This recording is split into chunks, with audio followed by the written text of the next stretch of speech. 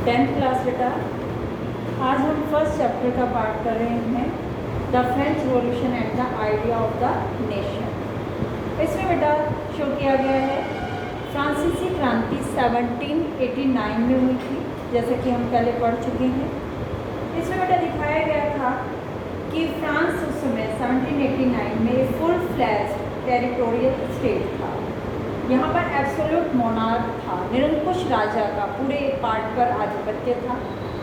और फ्रांसीसी क्रांति से वहाँ बहुत सारे पॉलिटिकल और कॉन्स्टिट्यूशनल चेंजेस आए, जिनकी वजह से सत्ता में बहुत सारे संवैधानिक बदलाव आए। राजतंत्र से निकलकर सत्ता फ्रांसीसी नागरिकों के समूह में ट्रांसफ़र हो गई।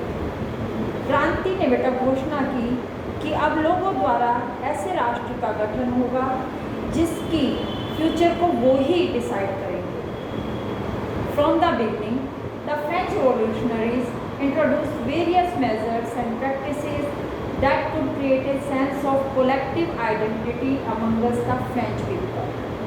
फ्रांसीसी लोगों में एक सामूहिक पहचान की भावना फ्रांसीसी क्रांतिकारियों के द्वारा पैदा की जा रही थी। इसके लिए उन्होंने ला पैट्री और ले सितोयन, पितृभूमि और नागरिक जैसे विचारों पर फोकस किया। इसमें कॉन्स्टिट्यूशन के अंतर्गत सभी को इक्वल राइट्स मिल रहे थे। इसीलिए एक फ्रेंच ट्राई कलर फ्लैग को चूज़ किया गया, जिसने पहले के राजध्वज, जो पहले झंडा था शाही झंडा, उसकी जगह ले ली। एस्टेट जनरल का चुनाव अब सक्रिय नागरिकों के द्वारा, एक्टिव सिटीजन्स के द्वारा किया जाता था, और इसका नेम चेंज कर दिया गया था नेशनल असेंबली की फॉर्म। न्यू हार्म्स जो है कंपोज की गई, ओथ्स शपथ ली गई, शहीदों का गुणगान हुआ, martyrs commemorated all in the same of the nation. साथ में एक ही एरिया में रहने वाले सिटीजन्स के लिए सेम लॉज बनाए। इंटरनल एक्सपोर्ट इंपोर्ट टैक्सेस को ख़त्म कर दिया गया, अलग अलग जो लगते थे, और मेजरमेंट का सिमेट्री सिस्टम अडॉप्ट किया गया। जो रीजनल लैंग्वेजेस थी, रीजनल डायलैक्ट्स, उनको हतोत्साहित डिस्करेज किया गया। पेरिस में जो फ्रेंच लैंग्वेज बोली जाती थी, वही नेशन की कॉमन लैंग्वेज बन गई। क्रांतिकारियों ने बेटा ये भी डिक्लेयर किया कि अब फ्रांसीसी जो नेशन है उसकी डेस्टिनी वही लोग जो है डिसाइड करेंगे। साथ में यूरोप को डिस्पोटिज्म यानी निरंकुश शासकों से मुक्त करेंगे। अनदर वर्ड्स में यूरोप में इंडिपेंडेंट नेशंस की फॉर्मेशन हो। जैसे जैसे ये न्यूज़ यूरोप के डिफरेंट सिटीज़ में पहुंची, जो स्टूडेंट्स थे और मिडिल क्लास का एजुकेटेड क्लास थी, उसने जैकोबिन क्लब्स की फॉर्मेशन करनी स्टार्ट कर दी।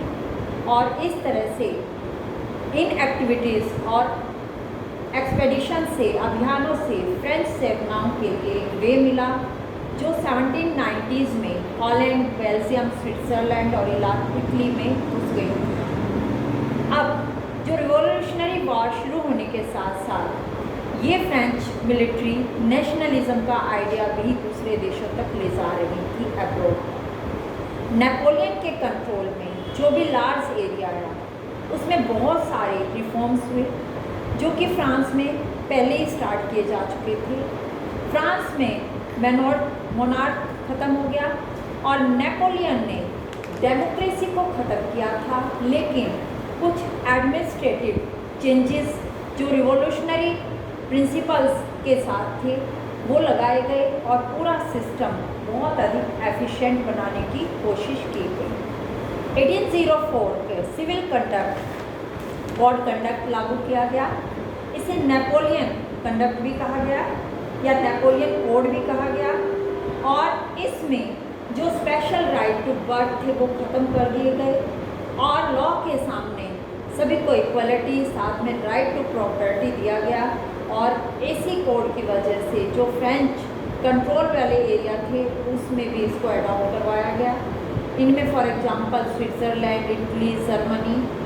यहाँ पर नेपोलियन ने एडमिनिस्ट्रेटिव डिवीज़न को सिंपल बनाया, और जो फ्यूडल सिस्टम था, सामंती व्यवस्था, उसको ख़त्म किया और किसानों को सर्वडम यानी भू दासत्व, उनको दास बनाया जा रहा था और मैनोरियल जो टैक्सेस थे, जागीरदारी शुल्क, उससे फ्री करवाया।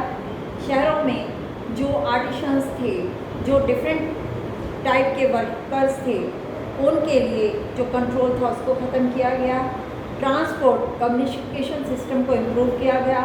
पीजेंट्स और जो वर्कर्स थे उनके लिए ये न्यू टाइप की फ्रीडम उनको मिली और इसी वजह से इंडस्ट्रियलिस्ट और बिजनेसमैन्स के लिए और स्मॉल प्रोड्यूसर्स के लिए सिम इक्वल लॉ, साथ में इक्वल वेट, मेजरमेंट और इक्वल मॉनेटरी सिंगल जो है मॉनेटरी सिस्टम या यूनिफॉर्म मॉनेटरी नेशनल सिस्टम को अडॉप्ट किया गया, जिससे exchange of goods and capital from one place to another place easily होना स्टार्ट हुआ।